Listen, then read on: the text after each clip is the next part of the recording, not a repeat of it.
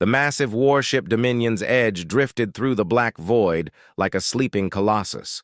Its hull stretched for over 2 miles, bristling with jagged metal spines and glowing weapon ports. This wasn't just any ship. It was the pride of the Valen Empire, their flagship, undefeated in battle. Captain Vex stood on the command deck, his tall reptilian form casting a long shadow over the controls. His yellow eyes gleamed as he stared out at the stars. Behind him, dozens of alien crew members manned their stations. Some were massive insectoids with many limbs, others glittered like sentient crystal sculptures under the dim lighting. "Sir, we're approaching the outer edge of Sector 847, reported Commander Kale, a 4-armed hive being with a buzzing voice and multifaceted eyes that reflected the glowing panels around him. "Good," Vex replied, his forked tongue flicking. "Out." "Another sector for the Empire? How many does that make?" 47.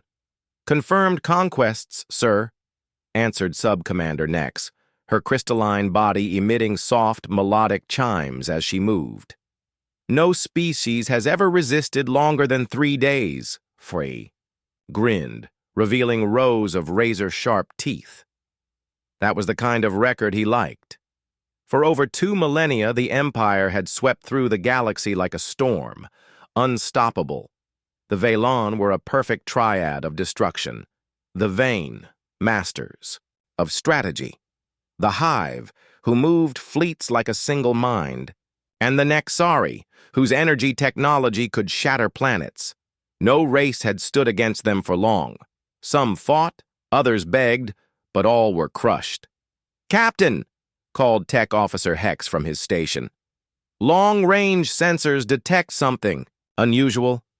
Vex turned to the main screen.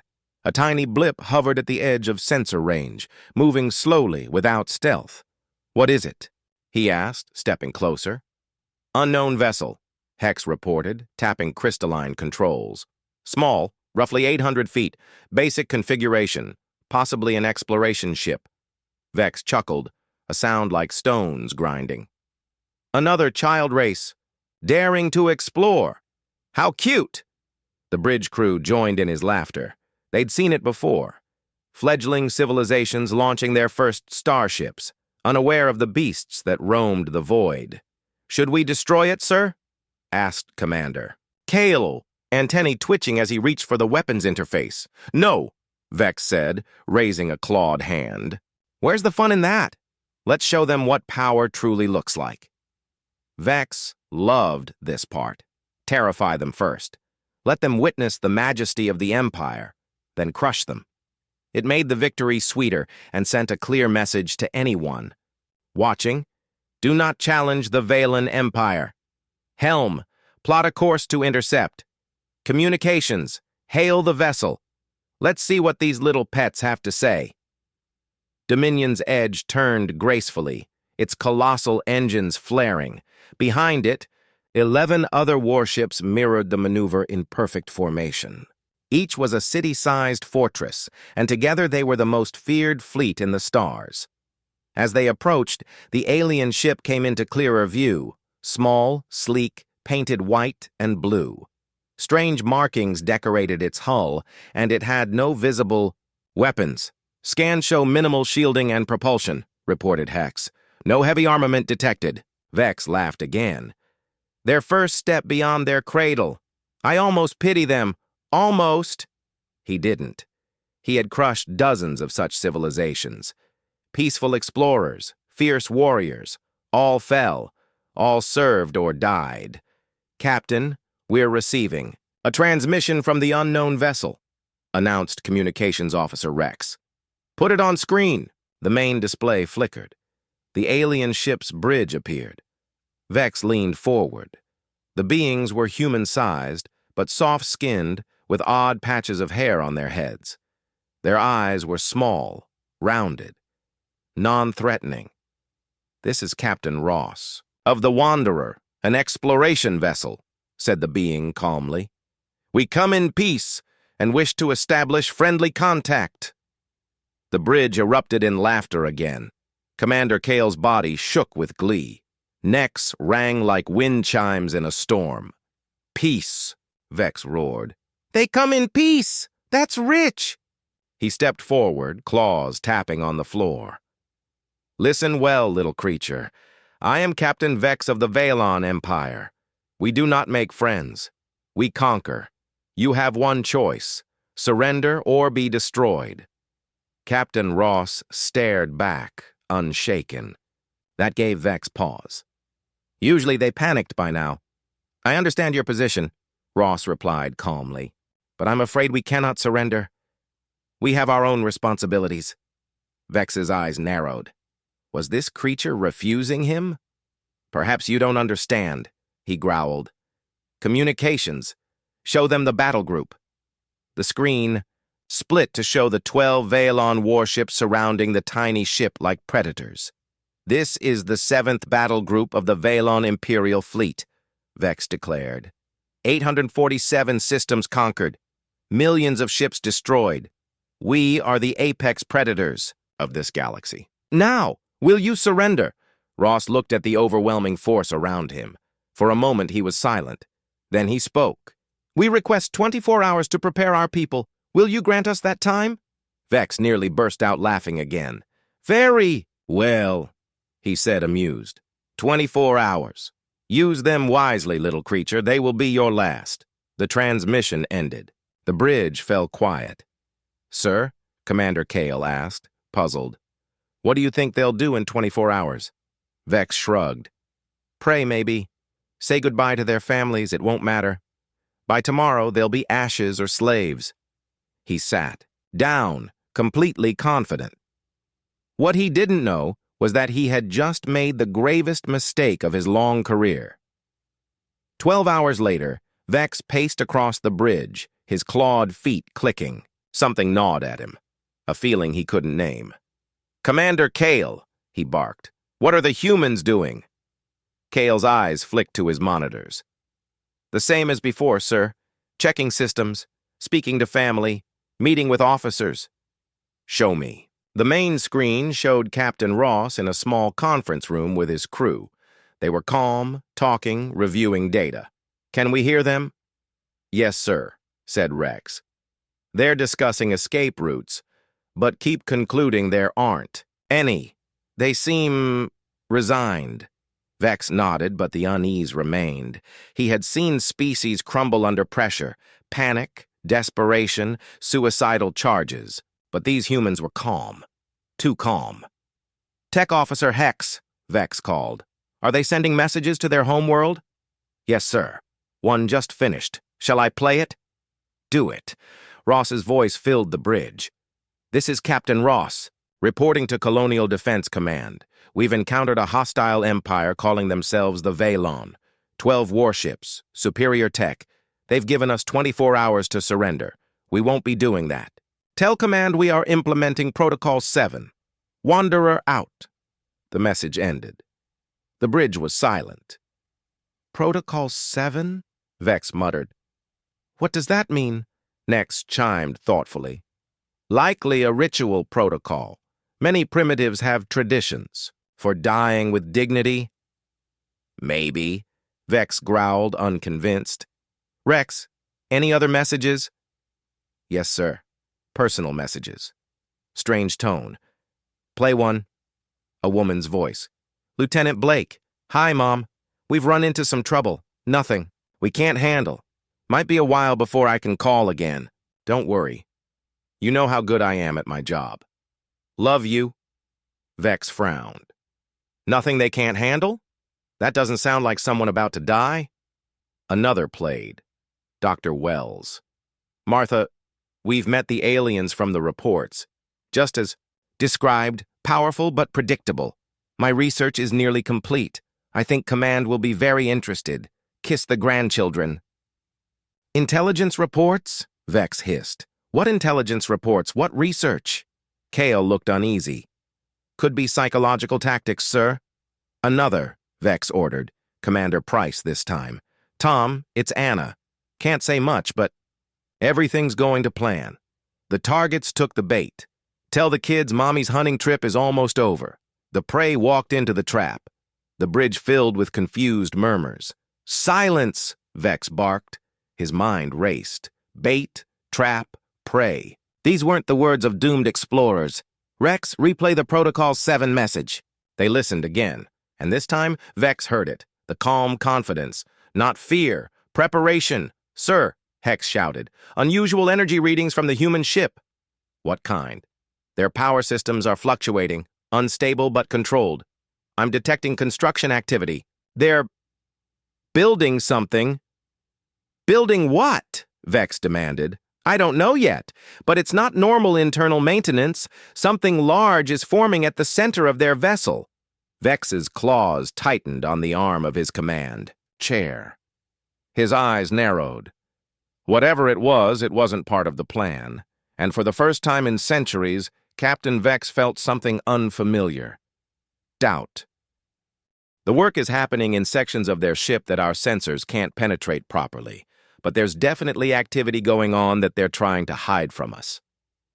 For the first time since this encounter began, Vex felt something he hadn't experienced in centuries: doubt. These humans weren't behaving like any species he had ever conquered. They were too calm, too organized, too prepared. "Kale, how many hours are left on their deadline?" 11 hours and 37 minutes, sir." "Sir," interrupted Navigation Officer Z, "I'm detecting some strange sensor readings from the outer edge of the system." "What kind of readings?" "Faint energy signatures, sir. Very faint. Almost like there are ships out there running on minimum power." Vex felt a chill run down his spine. "How many ships?" "I can't be sure, sir. The readings are too weak. Could be sensor ghosts or space debris or ships trying to stay hidden." Vex finished. The bridge fell silent again. Vex looked around at his crew, seeing his own growing concern reflected in their faces. The insectoid hive officers were clicking their mandibles nervously. The crystalline Nexari were chiming in worried harmonies. "Sir," Commander Kale said quietly, "should we contact the other ships in our battle group?" "Yes. Tell them to increase their sensor sweeps. I want to know if there's anything else out there." As Kale sent the orders, Vex continued to pace. Something was very wrong here. These humans weren't acting like prey at all. They were acting like hunters. "Sir, incoming message from the human ship," Rex announced. "Put it on screen." Captain Ross appeared again, still sitting calmly in his command chair. "Captain Vex, I hope you don't mind, but we've been studying your ships while we wait. Very impressive designs. We've learned quite a lot." "You've been studying us?" Vex snarled. "Of course. We're explorers, after all. It's what we do. We explore. We learn. We report back to our people. Speaking of which, I should mention that our reports have been very detailed. Earth now knows everything about your battle group, your weapons, your formations, your tactics, even your individual ship. Designs." Vex felt his blood run cold. "What are you saying?" Ross smiled. For the first time since their conversations began. It wasn't a friendly smile. "I'm saying that you might want to reconsider who's hunting whom, Captain Vex. You see, we humans have a saying, 'Know your enemy,' and now we know you very well indeed." The transmission ended, leaving the bridge in stunned silence. "Sir," whispered Tech Officer Hex, "those energy readings from the outer system, they're getting stronger."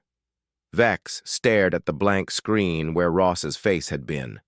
For 2,000 years, the Valan Empire had been the hunters, and every other species had been their prey. The idea that the roles might be reversed was almost impossible to imagine. But as he looked at the growing concern on his crew's faces and listened to reports of mysterious energy signatures in the darkness of space, Captain Vex began to suspect that the Valan Empire might have finally met their match, and there were still 11 hours left until the deadline. Captain Ross closed the communication channel and turned away from the main screen. The bridge of the Wanderer was much smaller than the alien flagship they had just seen, but every person at their station remained calm and focused.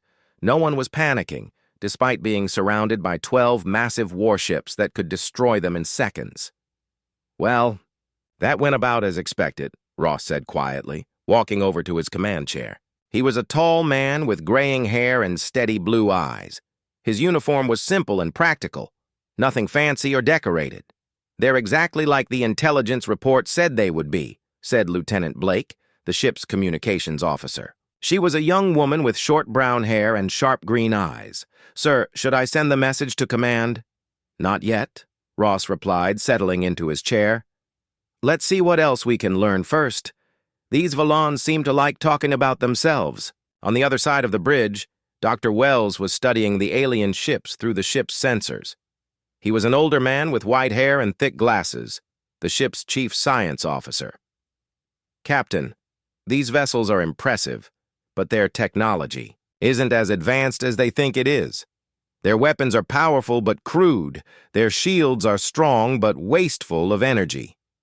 "Interesting," Ross said. "What about their formation?" "Classic intimidation pattern," answered Commander Price, the ship's tactical officer. She was a stern-looking woman with black hair pulled back tightly. "They're trying to look scary rather than being tactically smart. If this were a real fight, they'd be vulnerable from at least 3 different angles." Ross nodded slowly. These observations matched what Earth's intelligence services had been reporting for months. The Valon Empire was powerful, but they had grown lazy from easy victories. They relied on fear and overwhelming force, rather than skill or strategy. "Sir," Blake called out, "I'm picking up communications between the alien ships. They're not even trying to encrypt them." "What are they saying?" Blake listened to her earpiece for a moment, then looked up with a slight smile. "They're making jokes about us, sir, calling us primitives and pets. One of them is betting that we'll start crying within the hour." Several members of the bridge crew chuckled quietly. Ross allowed himself a small smile as well. The Valon's arrogance was actually helpful. Overconfident enemies made mistakes, and mistakes could be exploited. "Captain," Dr. Wells said, looking up from his sensors, "I'm detecting some interesting things about their ship designs. They've got some weak points that might be useful to know about." "Save it for the report, Doctor," Ross said. "Right now, we need to focus on our performance. Remember, we're supposed to be a simple exploration ship." This was the tricky part. The Wanderer was indeed disguised as an exploration vessel, but it was actually something much more dangerous. For the disguise to work, Ross and his crew had to act exactly like peaceful explorers would act in this situation. They couldn't appear too calm or too prepared, or the Valon might get suspicious. "Blake, open a channel to the lead ship again," Ross ordered. The screen flickered to life, showing Captain Vex's reptilian face. The alien looked amused, like he was watching an entertaining show. "Have you decided to surrender already?" Vex asked with a laugh. "That would be wise." "I wanted to ask about your empire," Ross said, trying to sound nervous and curious. "You said you've conquered 847 star systems. That's incredible. How long did that take?" Vex's chest puffed out with pride. "Over 2,000 years of glorious conquest. We are the greatest military force this galaxy has ever seen. No species has ever defeated us in battle." "Amazing," Ross said, shaking his head in fake wonder. "And you work together? 3 different species?" "The perfect combination," Vex boasted. "Strategy, hive coordination, and Nexari firepower. We are unstoppable." "I can see that," Ross replied. "Your ships are enormous. Our entire fleet back home probably isn't as big as just one of your vessels."